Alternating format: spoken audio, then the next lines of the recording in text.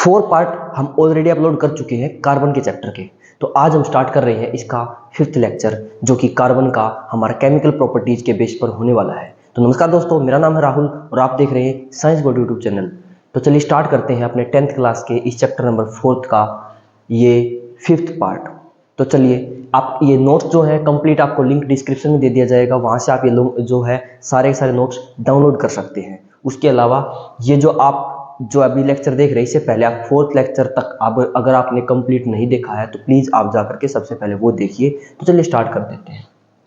Chemical properties of carbon compounds. अब हम यहाँ पर पढ़ने वाले हैं केमिकल प्रॉपर्टीज। इससे पहले हमने एल्केन, एल्कीन, एल्काइन, हाइड्रोकार्बन्स, उन सभी के रिएक्शंस जो थी कंप्लीटली, यानी हम रिएक्शन यहाँ पर पढ़ेंगे। उससे पहले हम उनके कंपाउंड बनाना सीख चुके हैं, नोमेनक्लेचर भी देख चुके हैं, फंक्शनल ग्रुप भी कंप्लीट हो चुका है।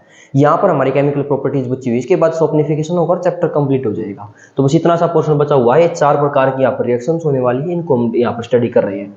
All organic compounds possess characteristic chemical properties which are observed during reaction that alter their chemical composition or identity. It means क्या है कि जितने भी ऑर्गेनिक कंपाउंड्स हैं, जितने भी ऑर्गेनिक कंपाउंड्स होंगे, जब उनकी रिएक्शन करवाई जाएगी तो वो अपने कैरेक्टरिस्टिक्स को जो है वो शो करेंगे, कुछ अपनी आइडेंटिटी को शो करते हैं। अलग अलग कंपाउंड होंगे तो अपनी अलग अलग तरीके की प्रॉपर्टीज को शो करेंगे। वैसे ही द 4 इंपॉर्टेंट केमिकल प्रॉपर्टीज है यहाँ पर जो हम डिस्कस करने वाले हैं। सबसे पहले हम डिस्कस करेंगे कंब्यूशन रिएक्शन, फिर ऑक्सीडेशन, फिर सब्स्टिट्यूशन और फिर एडिशन रिएक्शन यहाँ पर हम स्टडी करने वाले हैं। तो चलिए एक एक करके बारी बारी इनको कंप्लीट कर लेते हैं। अब देखिए आप नेक्स्ट, ये है सबसे फर्स्ट कंब्यूशन रिएक्शन। तो कंब्यूशन रिएक्शन के बारे में स्टडी करते हैं। Combustion is the process where substance burn in oxygen to produce heat and light. यानी एक ऐसी रिएक्शन जिसके दौरान कोई भी कंपाउंड ऑक्सीजन की प्रेजेंस में जब बर्न होता है, क्योंकि आपको पता है कि बर्निंग के लिए, जलने के लिए किसी चीज को ऑक्सीजन की रिक्वायरमेंट होती है। तो उसी तरीके से एक रिएक्शन एक प्रोसेस है जिसके अंदर कोई भी सब्सटेंस बर्न होता है इन the presence of oxygen and produce करे हीट एंड लाइट, तो उसको बोलते हैं कंब्यूशन, यानी दहन प्रक्रिया। ये क्या है? दहन है, दहन।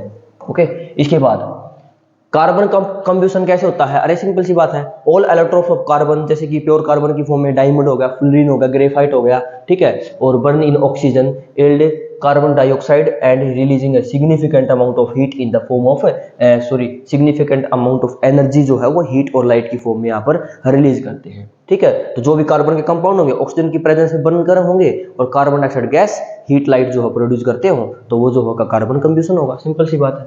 कार्बन कंपाउंड जो है कुछ कंब्यूशन के लिए वो समझते हैं कौन से हैं। मोस्ट कार्बन कंपाउंड्स, स्पेशली तौर पर बात करूं मैं हाइड्रोकार्बन्स की। Hydrocarbon means hydro plus carbon, ठीक है। Also release a large amount of heat and light when they burn. जब ये बर्न होते हैं तो ये लार्ज अमाउंट में हीट और लाइट को प्रोड्यूस करते हैं, साथ में कार्बन डाइऑक्साइड गैस होती है। एग्जाम्पल देख लेते हैं। सबसे पहले कार्बन प्लस में ऑक्सीजन, तो क्या बना? Carbon dioxide gas, heat and light यहाँ पर प्रोड्यूस होती है, ठीक है। फिर उसके बाद ये इसी लाइन से क्या समझ में आई बात कि एक प्रोसेस है जिसमें बर्न हो रहा कोई भी सब्सटेंस एयर की फॉर्म में और एनर्जी को रिलीज करेगा, तो उसको हम क्या बोलेंगे? कंब्यूशन प्रोसेस बोलेंगे, ठीक है। अलग अलग तरीके कुछ रिएक्शंस एग्जांपल दे रखे हैं बेस्ट, वो आप देख सकते हैं। CH4 ऑक्सीजन की प्रेजेंस में जब इसको बर्न करूंगा मैं, तो बर्न करते वक्त होगा क्या? यहाँ से बनेगा CO2 प्लस, यहाँ उसके साथ में क्या बनेगा? यहाँ पर ये हो गया CO2 बना, उसके देखो अब C यहाँ से क्या बन गया? CO2, कार्बन इसके साथ में गया, H बच गया, उसके फॉर्म में यहाँ पर क्या हो जाएगा? H2O जो है पानी भी रिलीज होगा। उसके साथ में यहाँ पर क्या है? हीट एंड लाइट जो है वो रिलीज हो रही है, आप इसको लिख सकते हैं एनर्जी रिलीज हो रही है। ओके, इसके बाद कंब्यूशन ऑफ इथेन। इथेन की कंब्यूशन करते हैं। इथेन में क्या बनेगा? C2H6, उसकी मैं ऑक्सीजन की प्रेजेंस में रिएक्शन करवाऊं तो मेरे पास मिलकर के बनेगा क्या? यहाँ से वही CO2 plus H2O plus energy, ENERGY, energy बनेगी। उसके बाद क्या है बताते हैं अब ये कि इसके साथ में 2 कहाँ लगेगा। जैसे इसके साथ में 2 लगा हुआ है, यहाँ पर अलग तरीके से कैसे कैसे कंबाइन हो रहे हैं एक दूसरे के साथ में, वो इस रिएक्शन से समझने वाले हैं नीचे हम। उसके बाद क्या है? कंब्यूशन ऑफ ब्यूटेन। ब्यूटेन लिखेंगे तो ब्यूटेन कैसे लिखेंगे? मिथ इथ प्रोप ब्यूट, 4 पर होगा तो यहाँ पर कितना होगा? C4 और H10, ऑक्सीजन के साथ रिएक्शन करवाएंगे। देन यहाँ पर बनेगा हमारे पास में क्या? CO2 plus H2O plus energy. इसी तरीके से ये जो है इथाइन की बात करेंगे, ठीक है। यहाँ पर इथाइन की बात करें तो इथाइन के लिए रिएक्शन दे देते हैं यहाँ पर। तो इथाइन के लिए कैसे होगा? सी, अब देखो ध्यान से, ये इथाइन है, इसमें होता है ट्रिपल बॉन्ड। अब ट्रिपल बॉन्ड होता है तो सिंपल सी बात, इथाइन मिथ इथ यानी 2 पर है, तो इसमें कार्बन के कंपाउंड कितने होंगे, 2 2 जा 4 -2 यानी 2, यानी C2 और H2। इसकी रिएक्शन करवाएंगे O2 के साथ में, वही रिलीज होगा CO2 प्लस में H2O और प्लस में यहाँ पर जो है एनर्जी यहाँ पर रिलीज होने वाली है।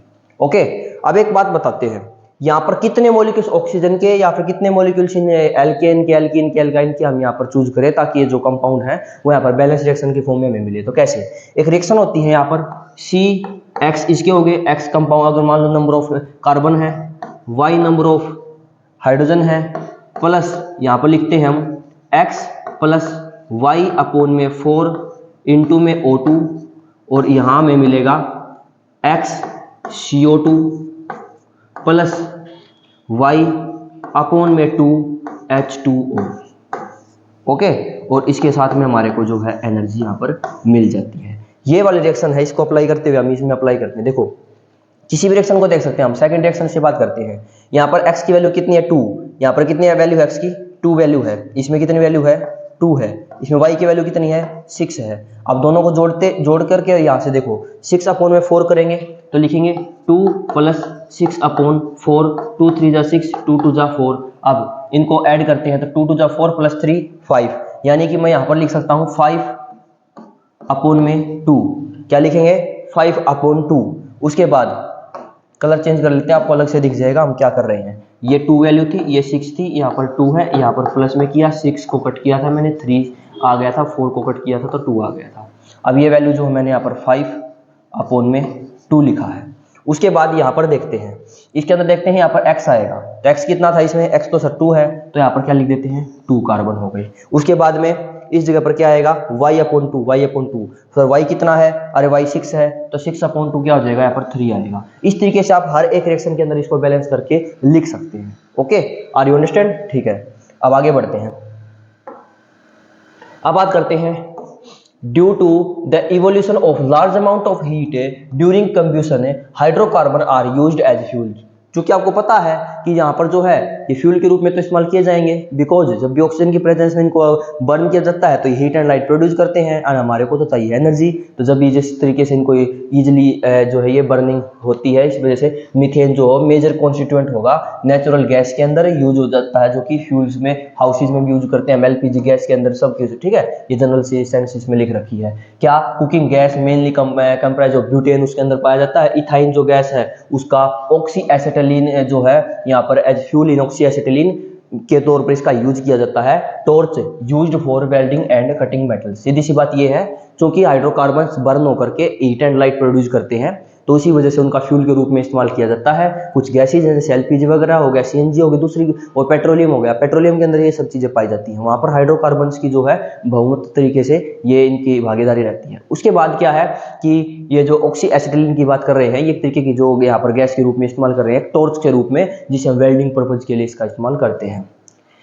फिर बात करते हैं एल्केन का। Alkane when burn in limited insufficient supply of oxygen air incomplete combustion takes place the product formed may be either carbon monoxide and water और कार्बन ब्लैक एंड वाटर। इसमें क्या कहा जा रहा है, देखिए बात समझिए आप। एल्केन को जब बर्न किया जाएगा लिमिटेड सप्लाई में, अगर मान लो इनसफिशिएंट है ऑक्सीजन की सप्लाई, अगर इनसफिशिएंट होगी ना उस टाइम पर यहाँ पर इनकम्प्लीट कंब्यूशन होता है, जिसके तहत बनता जो है वो कार्बन मोनोऑक्साइड जो गैस होती है वो बन जाती है पानी, और उसके साथ में ब्लैक या एंड ब्लैक वाटर बोल सकते हैं। जैसे मैं बोलूंगा कि यहाँ पर मैंने अगर मान लीजिए कोई भी कार्बन ओनली कार्बन ले लेते हैं, ठीक है, कार्बन ले लिया, उस कार्बन ये CH4 ही ले लेते हैं, चलो CH4 की बात करें, इसको मैं ऑक्सीजन की प्रेजेंस में जलाता हूँ तो बात ठीक है। लेकिन अगर मैं बोलता हूँ कि इनसफिशिएंट अमाउंट में है, इनसफिशिएंट अमाउंट में है, ठीक है, तो होगा क्या इनसफिशिएंट अमाउंट में, इनसफिशिएंट अमाउंट में करने की वजह से यहाँ पर कार्बन मोनोऑक्साइड गैस रिलीज होगी और यहाँ से H2O तो रिलीज होगा ही होगा। तो कार्बन मोनोऑक्साइड जो गैस है ना उसके रिलीज होने की वजह से जो है ना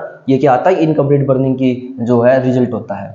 फिर क्या हुआ है नेचर ऑफ द फ्लेम, इससे पहले ये बात समझो आप क्या है कि इसकी वजह से होता क्या है, carbon monoxide form highly poisonous जो कार्बन मोनोऑक्साइड यहाँ पर जो गैस बनी है वो हाईली पॉइजनस सब्सटेंस होता है, जो कि हमारे क्या होता है उसके अंदर एक एबिलिटी होती है, it's ability to form carboxyl haemoglobin in the blood.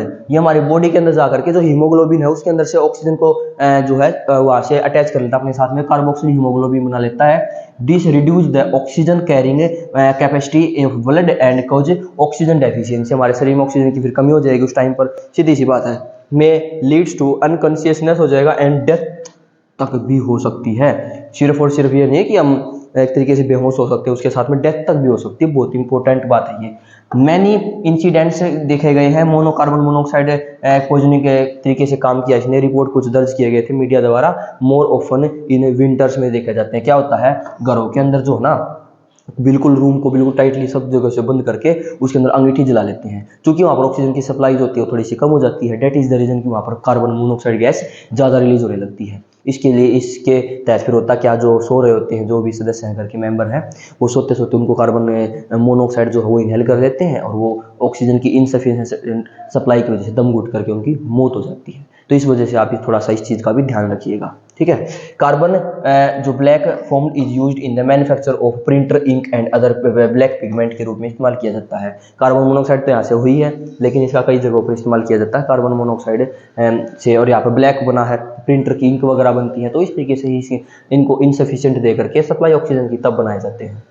फिर फ्लेम का, ये फ्लेम कलर क्या चीज़ है देखिए, all the gaseous fuel and other solid और लिक्विड फ्यूल्स, जैसे कोई भी गैसियस फ्यूल हो गया चाहे वो सॉलिड और लिक्विड फ्यूल है, विच वेपोराइज हो जाएंगे हीट करने पर, और वो फ्लेम क्या करते हैं फ्लेम प्रोड्यूस करेंगे बर्निंग के दौरान।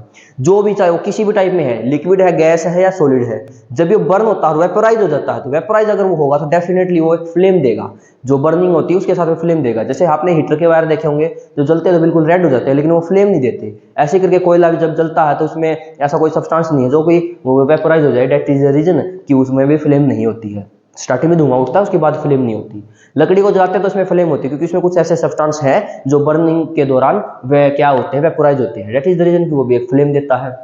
तो ये ध्यान रखिएगा आप कि जो भी गैसियस फ्यूल होते हैं वो तो डेफिनेटली फ्लेम देंगे ही देंगे क्योंकि वो तो खुद ही वेपोराइज उस टाइम पर, तो और जो सॉलिड और लिक्विड होंगे अगर वो भी वेपोराइज हो रहे हैं तो डेफिनेटली वो फ्लेम देंगे।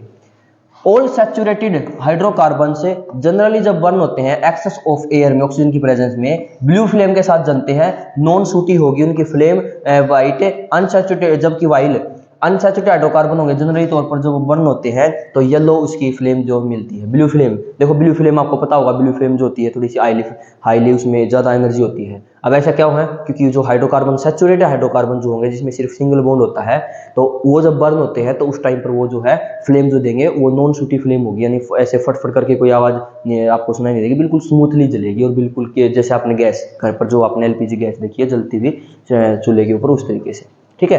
तो चलिए नेक्स्ट देखते हैं।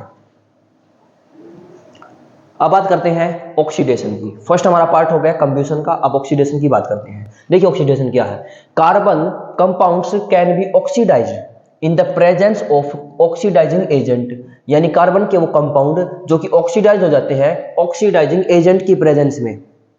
अब ये ऑक्सीडाइजिंग एजेंट कौन है, जैसे आपने देखा होगा LIC की किस्त के लिए भी आ रहे होते हैं, वो एजेंट होते हैं जो कि आपको अकाउंट के ओपन करने के लिए बोलते हैं, है ना, वो मोटिवेट करेंगे कि आप ये अकाउंट को ओपन कर लीजिए, ये सब हो जाएगा। उस तरीके से एजेंट यहाँ पर क्या है, ऑक्सीडाइजिंग एजेंट का मतलब होता है वो खुद ऑक्सीडाइज नहीं होते, दूसरों को ऑक्सीडाइज कर देते हैं, रिड्यूस होकर के खुद रिड्यूस हो जाएंगे, अपने अंदर से ऑक्सीजन को छोड़ देंगे और दूसरे को ऑक्सीडाइज कर देंगे, तो ऑक्सीडाइजिंग एजेंट होते हैं, उनके बिना ये रिएक्शन कंप्लीट नहीं होने वाली है। यहाँ पर हम ऑक्सीडाइजिंग पढ़ने वाले हैं, क्या होता है ऑक्सीडेशन, ऑक्सीडेशन यानी ऑक्सीकरण पढ़ने वाले हैं।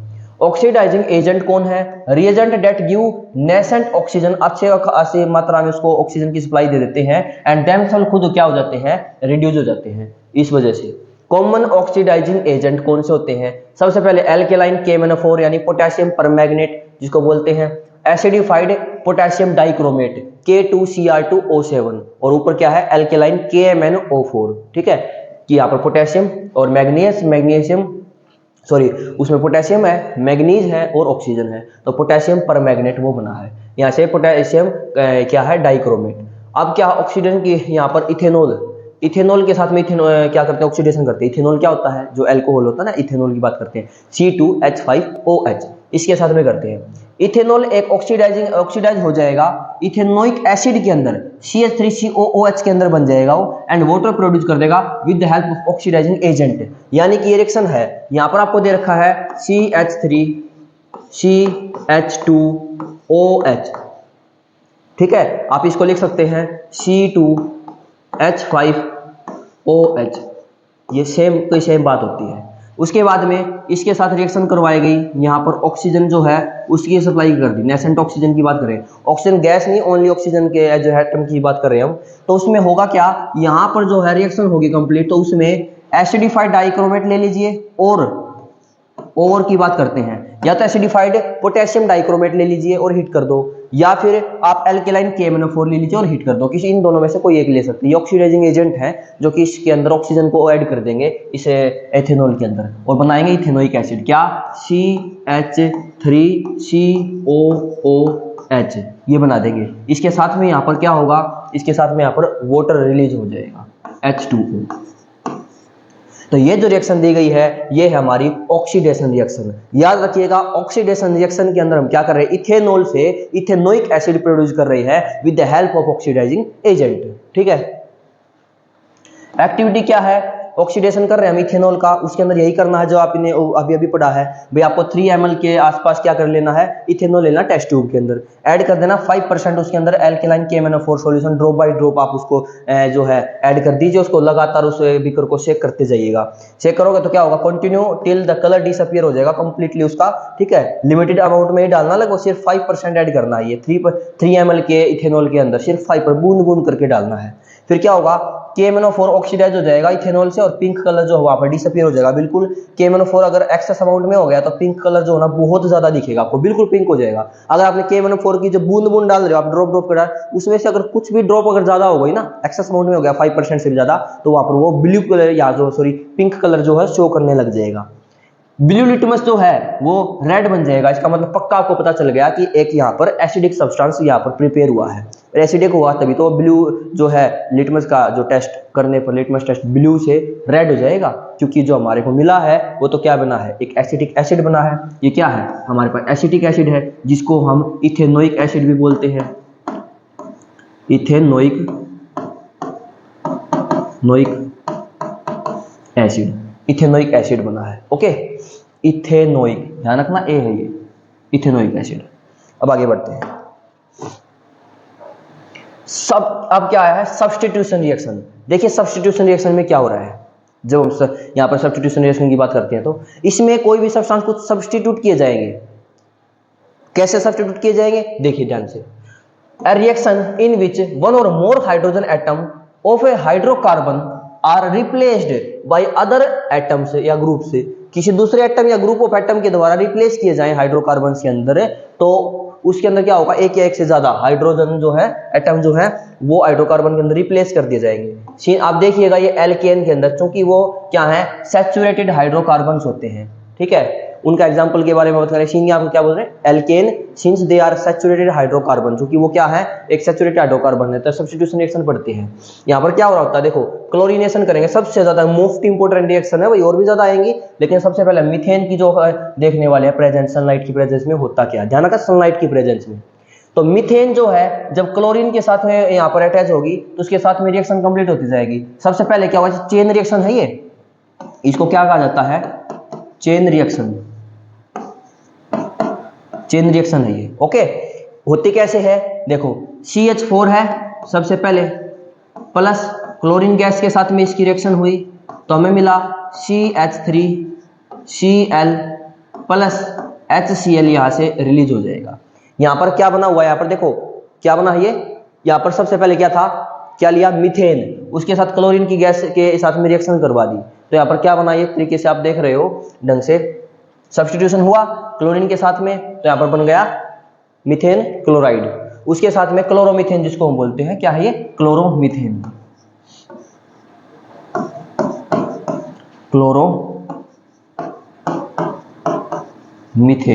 क्लोरोमीथेन बना दिया। अब क्या होगा, ये चेन रिएक्शन स्टार्ट हो गई ना तो वो रुकेगी नहीं, क्योंकि इस एरो के ऊपर आप एक और चीज ध्यान रखिएगा, यहां पर क्या आएगा, सनलाइट की प्रेजेंस में ये रिएक्शन कंप्लीट करवाई जा रही है। इसके बाद क्या होगा चेन रिएक्शन के दौरान, ये रिएक्शन जो आगे आएगी तो यहाँ पर ये बनेगा, जैसे ये अलग अलग बता रखे हैं कैसे। जब मैं लूंगा यहाँ पर CH3Cl जो हमारे पास प्रिपेयर हुआ, उसके साथ अगर कंटिन्यूस यहाँ पर अगर ये सप्लाई की जा रही क्लोरीन गैस की, तो सनलाइट की प्रेजेंस में क्या होगा, सनलाइट की प्रेजेंस में यहाँ से CH2Cl2 यहाँ पर बनेगा, डाई हो जाएगा क्लोराइड के में, तो क्या बनेगा डाई क्लोरोमीथेन। क्या बन गया डाई क्लोरोमीथेन, प्लस में वहां से वह HCl जो है रिलीज हो जाएगा। उसके बाद दोबारा से फिर से चेन रिएक्शन होगी है, तो CH2Cl2 प्लस Cl2 अगर लगातार कंटिन्यूस सप्लाई की जा रही है, फिर से वही सनलाइट की प्रेजेंस में यहाँ पर बनेगा CHCl3 प्लस HCl। एक बार और जब तक कार्बन कंप्लीट रिप्लेस नहीं कर दिए जाते किसी भी दूसरे कार्बन आइटम के द्वारा, तब तक चेन रिएक्शन चलती रहेगी। फिर से इसके बाद क्या होगा, ये रिएक्शन हो गई यहाँ पर, इस रिएक्शन के बाद होगा अब दूसरी, इससे आगे क्या होगा, फिर से चेन स्टेप होगा 1 2 3 4 स्टेप में कंप्लीट होगी। यानी यहाँ पर CHCl3 था, लगातार कंटिन्यूस सप्लाई की जा रही है सनलाइट की प्रेजेंस में LiGHT, तो यहाँ पर बनेगा CCl4 कार्बन टेट्राक्लोरोमीथेन, या फिर आप बोल सकते हैं कार्बन टेट्राक्लोराइड, टेट्राक्लोरोमीथेन बन गया। ऊपर वाले में क्या बना था ट्राइक्लोरोमीथेन, जिसको हम क्लोरोफॉर्म के नाम से भी जानते हैं। ये जो हमारे पास में यहाँ पर बना है, ये क्या बना है क्लोरोफॉर्म बना है। ओके, तो यहाँ पर क्या है, ये HCl जो है रिलीज हो जाएगा। ये थी चेन रिएक्शन और एक सब्स्टिट्यूशन का एक सबसे बेस्ट एग्जांपल जो आपके एग्जाम में आपको देखने को मिल सकता है। ध्यान रखिएगा इस रिएक्शन का, अच्छे ढंग से प्रिपेयर करते रहो। आगे देखिए, अब लास्ट हमारा जो 4 रिएक्शन के जो हम पार्ट पढ़ने वाले उसमें से एडिशन रिएक्शन। पहला हमने देखा कंब्यूशन, उसके बाद हमने ऑक्सीडेशन, उसके बाद सब्स्टिट्यूशन, और फोर्थ होगा एडिशन रिएक्शन। एडिशन के अंदर कुछ ना कुछ ऐड करेंगे, यानी यहाँ पर हम अनसैचुरेटेड हाइड्रोकार्बन को सैचुरेटेड हाइड्रोकार्बन बनाने वाले हैं विद द हेल्प ऑफ, यहाँ पर कुछ कैटलिस्ट होंगे जो रिएक्शन में पार्टिसिपेट करके उसकी रेट ऑफ रिएक्शन को इंक्रीज कर देते हैं। देखिए कैसे, what type of compound gives addition reaction. Unsaturated compound hydrocarbon है, एल्कीन या एल्काइन, ये जो है एडिशन रिएक्शन को परफॉर्म करते हैं। रीजन क्या है, क्योंकि इनके पास में वीक अनसैचुरेटेड बॉन्ड होता है, डबल बॉन्ड या ट्रिपल बॉन्ड होता है, वो ब्रेक डाउन हो जाएगा। ठीक है, तो इसलिए होता है ऐसा। एडिशन करते हैं हाइड्रोजन का, उसको हाइड्रोजनेशन कहा जाता है। यहाँ पर हाइड्रोजन ऐड हो जाएगी, डबल बॉन्ड टूटेगा, हाइड्रोजन ऐड होगी और सिंगल बॉन्ड बन जाएगा, यानी इथीन से इथेन बनाएंगे। ठीक है, प्रोपीन से प्रोपेन बनाएंगे, ऐसे करके। अनसैचुरेटेड हाइड्रोकार्बन से और हाइड्रोजन उसमें जब ऐड करेंगे तो सैचुरेटेड हाइड्रोकार्बन बनेगा। Carried out in the presence of catalyst. अब ये कैटलिस्ट क्या होते हैं, उत्प्रेरक जिसको बोलते हैं। अब उत्प्रेरक कैसे काम करते हैं, उत्प्रेरक के अंदर क्या होता क्या है, निकल, प्लेटिनम और प्लेडियम। निकल, प्लेटिनम और प्लेडियम ये कुछ एक तरीके से है क्या मेटल्स, लेकिन ये काम करेंगे यहाँ पर कैटलिस्ट के रूप में, यानी कि इनके कंटेनर बना दिए जैसे भी करके हाइड्रोजन गैस। जब देखो, अगर हम ये क्या है अनसैचुरेटेड हाइड्रोकार्बन हम बोल सकते हैं वनस्पति तेल, जब उस तेल के अंदर हम नॉर्मली हाइड्रोजन गैस पास करवाएंगे ना, तो वैसे ही बॉन्ड नहीं टूट जाएगा। लेकिन जब इनका कंटेनर होगा उसके अंदर से अगर हाइड्रोजन गैस पास करवाएंगे, तब ये उस रिएक्शन रेट ऑफ रिएक्शन को इंक्रीज कर देते हैं, बढ़ावा दे देते हैं। वो है कि रिएक्शन में खुद भाग नहीं ले रहे हैं, उसको बोल रहे हैं अटैच हो जाए इनके साथ, इनका बॉन्ड तोड़ो और इनमें मिल जाओ, वो वाली स्थिति यहाँ पर कंप्लीट हो रही है। देखिए, इथीन से इथेन बनाते हैं कैसे, पहले इथीन लिखते हैं, ये हो गया इथीन, इस तरीके से, यहाँ हाइड्रोजन हाइड्रोजन हाइड्रोजन और हाइड्रोजन। ओके, इसके बाद हुआ क्या, इस रिएक्शन के अंदर जो है हाइड्रोजन गैस जो है वो रिलीज होगी। देखो, सबसे पहले हाइड्रोजन गैस इसके अंदर ऐड करेंगे, और किसकी प्रेजेंस में ऐड हो रही है। यहाँ पर आप इसको लिखने की बजाय एक और काम कर सकते हैं, आप इसको लिखिए ऐसे दो, यहीं पर लिखेंगे हम। ठीक है, ये भी हटा देते हैं यहाँ से, आप समझना। निकल, प्लेटिनम या फिर प्लेडियम की प्रेजेंस में हाइड्रोजन जो गैस है वो इसके अंदर ऐड की जाएगी। यहाँ लिख सकते हैं आप, यहाँ लिख सकते हैं, नो प्रॉब्लम। ठीक है, फिर क्या है, कार्बन के साथ में सिंगल बॉन्ड बनेगा और यहाँ पर हर जगह के ऊपर जो है कार्बन ऐड हो जाएगा इसके साथ, हाइड्रोजन, इधर hydrogen hydrogen hydrogen hydrogen hydrogen as well as hydrogen. इस तरीके से यहाँ पर हाइड्रोजन जो है वो बनेगा। तो इस रिएक्शन के अंदर हाइड्रोजन ऐड हुई है, इसीलिए इस रिएक्शन को हाइड्रोजनेशन भी कहा जाता है। फिर हम बात करते हैं इथाइन से इथेन बनाने की। इथाइन से इथेन बनाएंगे तो इस रिएक्शन को देखिए ध्यान से, ये किस तरीके से बनता है। फिर बात क्या कह रहे हैं कि hydrogenation occur faster with the help of a catalyst. Catalyst की हेल्प से क्या होता है, रिएक्शन जो है ना वो फास्ट हो जाती है। बस ये है, बनाइए इस कंपाउंड को इथाइन से। इथाइन कैसे लिखेंगे, यहाँ पर क्या है, ट्रिपल बॉन्ड है और एक एक तरीके से इसके पास में क्या जुड़ा हुआ है, हाइड्रोजन। यहाँ पर यही सेम टू सेम रिएक्शन करेंगे इसी तरीके से, प्लस आप हाइड्रोजन लिख सकते हैं या फिर नीचे लिख सकते हैं निकल की प्रेजेंस में, प्लेडियम की प्रेजेंस में या फिर प्लेटिनम की प्रेजेंस में आप रिएक्शन को कंप्लीट करवाएंगे तो क्या बनेगा हमारे पास में, वही सिंगल बॉन्ड बनेगा। ठीक है, हर जगह पर, और इस तरीके से ये रिएक्शन जो है कंप्लीट हो जाएगी। Hydrogen hydrogen hydrogen hydrogen as well as hydrogen, इस तरीके से हाइड्रोजन का कंपाउंड जो है हमारे पास में कंप्लीट होता है। ओके, ये जो था हमारे पास में इथाइन, इथाइन से हमने इथेन बना दिया। यानी आप देख पा रहे हो अनसैचुरेटेड से हाइड्रोकार्बन से सैचुरेटेड हाइड्रोकार्बन यहाँ पर हम कंप्लीट बना रहे हैं। ओके, फिर ये कैटलिस्ट क्या होते हैं बता भी चुके हैं। A catalyst is a substance that change, increase या डिक्रीज कर देंगे रिएक्शन को, रेट ऑफ रिएक्शन को without being consumed in the reaction. खुद रिएक्शन के अंदर भाग नहीं ले रहे, पार्टिसिपेट नहीं ले रहे, रिएक्शन के अंदर क्या कर रहे हैं, उनको आपस में लड़ा रहे हैं, लड़वा रहे हैं, लड़ाई करवा रहे हैं। हाइड्रोजन को बोल रहे हैं कि जल्दी से इनका बॉन्ड तोड़ के बीच के अंदर उनको ऐड हो जाओ, सीधी सी बात, वो अनसैचुरेटेड हाइड्रोकार्बन सैचुरेटेड हाइड्रोकार्बन में कन्वर्ट हो जाएगा। आगे देखो, application of hydrogenation used in the hydrogenation unsaturated जो वेजिटेबल ऑयल है, वेजिटेबल ऑयल आता है वो सैचुरेटेड वेजिटेबल घी में कन्वर्ट हो जाएगा सॉलिड सब्सटेंस में। पहले वो लिक्विड था, बाद में जमने लग जाएगा रूम टेम्परेचर पर, क्योंकि तेल तो आपने देखा तेल तो जमता नहीं है, ठीक है ना, फ्रीज नहीं होता, बट यहाँ पर जो घी है वो फ्रीज होने लग जाता है रूम टेम्परेचर पर भी। तो इस तरीके से उसके अंदर जो है प्रोसेस का हम इस्तेमाल कर सकते हैं एक तेल को घी में कन्वर्ट करने के लिए। ओके, कैटलिस्ट निकल हो सकता है, प्लेटिनम हो सकता है, ये दिखा रखा है रिएक्शन अब ऊपर की है। अनसैचुरेटेड लिया था हमने इस तरफ इथीन और उससे इथेन बना दिया था। ठीक है, डेली लाइफ के एग्जांपल क्या है, वेजिटेबल ऑयल जो है वो लिक्विड होता है रूम टेम्परेचर के ऊपर, आफ्टर हाइड्रोजनेशन दे फॉर्म वनस्पति घी बन जाता है जो कि सेमी सॉलिड हो जाता है और वो कुकिंग के रूप में इस्तेमाल किया जाता है। ठीक है, जो जमा हुआ तो वनस्पति तेल होता है, वनस्पति घी बन जाता है और वनस्पति घी का हम इजीली इस्तेमाल करते हैं। देखो घी जो होता है, देसी घी की हम बात बोलते हैं, गाय का हो चाहे भैंस का हो, जिस तरीके से भी है, वो सैचुरेटेड हाइड्रोकार्बन है, और वनस्पति तेल से जो वनस्पति घी बना है वो सैचुरेटेड हाइड्रोकार्बन बाद में बना है। तब एक चीज समझना, वो जो है ना वनस्पति, वो हमारी हेल्थ के लिए ज्यादा नुकसानदायक नहीं अगर वो प्योर है तो। प्योर की बात करेंगे, मिलावटी तो कई सारी चीजें आती है।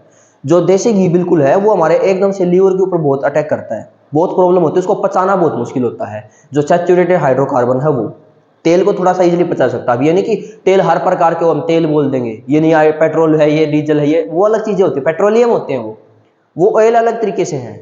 ठीक है, सरसों का तेल होगा, अब ये थोड़ी डायरेक्ट उसको कंज्यूम कर ले, पर ये लिमिटेड अमाउंट में जो वो हेल्थी कंडीशन के अंदर आएंगे। तली हुई चीजें उनमें होती हैं, वो हेल्थी कंडीशन में नहीं आती। बट वैसे आप लगा लीजिए देसी घी की बात करते हैं तो वो थोड़ा सा इजीली जो है पच नहीं पाता हमारी बॉडी के अंदर। नुकसानदायक कुछ नहीं है, लेकिन वो पच नहीं पाता, प्रॉब्लम ये है इजीली पच नहीं पाता। ठीक है, थोड़ी सी एज हो जाती है जिन लोगों की, तो वहां पर उस टाइम पर भी वो घी जो है उसको कंज्यूम करना बंद कर देते हैं। That is the reason. अब क्या है, एडिशन ऑफ ब्रोमीन, सिर्फ लास्ट पोर्शन है भाई आज की वीडियो का, ध्यान से देखो एक बार, अगर आप यहां तक बने हुए हैं तो प्लीज देखो। Detection of unsaturated in organic compound. अब डिटेक्ट कैसे करेंगे कि ऑर्गेनिक कंपाउंड सैचुरेटेड अनसैचुरेटेड, भाई घी ले आए आप, वो प्योर था नहीं था, उसको कैसे कंज्यूम कैसे देखेंगे। देखो, unsaturated hydrocarbon alkene and alkyne undergo addition reaction करते हैं ब्रोमीन के साथ में। एडिशन रिएक्शन करेंगे, ऐड हो जाएगा कुछ ना कुछ। देखिए कैसे, ब्रोमीन वाटर, ब्रोमीन वाटर का इस्तेमाल किया जाएगा। रेडिश ब्राउन सॉल्यूशन होता है, ब्रोमीन वाटर क्या होता है, एक रेडिश ब्राउन कलर का सॉल्यूशन होता है। अनसैचुरेटेड कंपाउंड डीकलराइज हो जाएंगे ब्रोमीन वाटर के अंदर, उसका कलर चला जाएगा अगर वो अनसैचुरेटेड में होगा तो उसके साथ अटैच हो जाएगा वो। वाइल सैचुरेटेड कंपाउंड के साथ ऐसा नहीं होगा। जैसे इथीन लिया मैंने, इथीन के साथ ब्रोमीन ऐड कर दिया तो यहाँ पर अटैच हो जाएगा ये आकर के, और BrCH2 या CH2Br यहाँ पर एक कंपाउंड बना लेगा। ओके, दोनों तरफ ऐड हो जाएगा, हाइड्रोजन की बजाय हाइड्रोजनेशन था उसमें, तो इसमें ब्रोमीन की बात करते हैं। ऐसे करके इथाइन के अंदर भी ऐड होकर के इस तरीके से बना लेता है। यहाँ पर क्या मतलब है इसका कि हम ये ब्रोमीन वाटर से ये देख रहे हैं कि वो सैचुरेटेड है या अनसैचुरेटेड। अगर वो सैचुरेटेड था तो कोई भी कलर चेंज नहीं होगा, अगर वो अनसैचुरेटेड था तो इसके साथ कंपाउंड बना लेगा और बाद में वो सैचुरेशन कर देगा तो उसका जो कलर है उस टाइम पर चेंज हो जाएगा, डीकलराइज हो जाएगा वो ब्रोमीन वाटर इस रिएक्शन के दौरान डीकलराइज होगा। और अगर पहले से ही हमने अनसैचुरेटेड की बजाय सैचुरेटेड ले रखा है उसमें वो कलर डीकलराइज नहीं होगा। तो ये पता लगाने का तरीका है कि वो सैचुरेटेड है या अनसैचुरेटेड। आप घी के ये एक्सपेरिमेंट दे रखा है, इसमें आप एक तरीके से क्या ले लीजिए, कुकिंग ऑयल ले लीजिए और बटर ले लीजिए, घी ले लीजिए। टेस्ट ट्यूब ए और बी के अंदर आपको पता है कि जब ब्रोमीन वाटर जब उसमें ऐड करेंगे तो आप ऑब्जर्व करेंगे कि कलर चेंज होगा। किसमें, जो ऑयल है ऑयल के अंदर कलर चेंज हो जाएगा और घी के अंदर कलर चेंज नहीं होगा क्योंकि वो पहले से ही सैचुरेटेड कंपाउंड है। अनसैचुरेटेड कंपाउंड के अंदर ही जो है कलर चेंज होता है। कुकिंग ऑयल की बात करेंगे, टेस्ट ट्यूब ए के अंदर डीकलराइज हो जाएगा ब्रोमीन वाटर और अनसैचुरेटेड, ठीक है, कार्बन जो था उसके अंदर ऐसा होता है। टेस्ट ट्यूब जो बी था उसमें सैचुरेटेड था तो उसके अंदर कोई भी कलर चेंज नहीं होगा। इस तरीके से हम देख सकते हैं कौन सा कंपाउंड सैचुरेटेड है, कौन सा कंपाउंड अनसैचुरेटेड है। ओके, चलिए स्टार्ट करते हैं आगे। तो देखिए इससे आगे का जो हमारा टॉपिक बचा हुआ है वो दो सबसे मोस्ट इंपॉर्टेंट, एल्केनॉल ये जो था हमारे पास, जिसको हमें इथेनॉल की बात करेंगे, इथेनॉल और इथेनोइक एसिड, इनकी फिजिकल प्रॉपर्टी, केमिकल प्रॉपर्टी और इनके यूजेज दोनों के। और उसके बाद लास्ट का हमारा जो छोटा सा टॉपिक बचा हुआ है वो है सोफनिफिकेशन का, सबसे ज़्यादा इंपॉर्टेंट है जो आपके डायरेक्टली आपको बोर्ड एग्जाम में देखने को मिलेगा। तो यहाँ तक का ये जो लेक्चर अगर आपको समझ में आया तो जरूर से जरूर मुझे कमेंट में सेक्शन में जरूर बताइएगा। यहाँ तक अगर आप रुके हैं तो इसका मतलब आप अच्छे ढंग से सारी चीज़ों को हैंडल कर रहे हैं, पढ़ाई अपनी जारी रखें। मिलते हैं इसे नेक्स्ट लेक्चर के अंदर, तब तक के लिए बाय बाय, जय हिंद।